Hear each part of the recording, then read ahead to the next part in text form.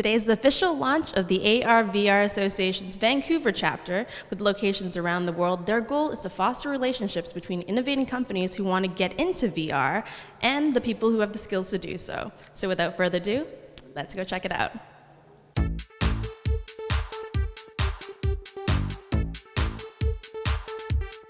So can you tell us a little bit about the VR/AR Association? So essentially what the association is we're trying to build the ecosystem of VR, AR, and mixed reality. VR is essentially when you put a headset on and you're immersed in a totally different environment. Augmented reality is sort of like the Pokemon Go. Mixed reality is essentially when you could put overlays on top of reality. How could a regular company incorporate virtual reality into their everyday practices? So I think it's a great platform for training, educational purposes.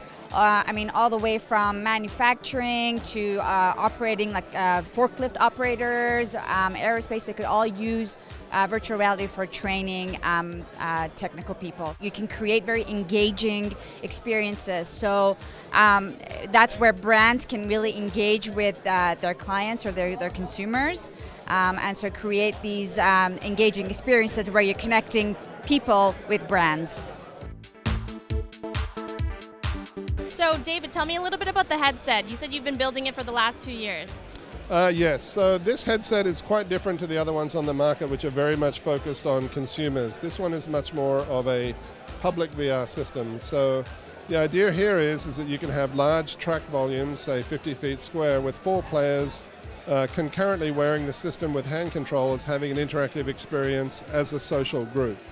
So the headset is designed from the ground up to be as hygienic and as friendly as possible to pass from person to person without any sweat or any configuration issues.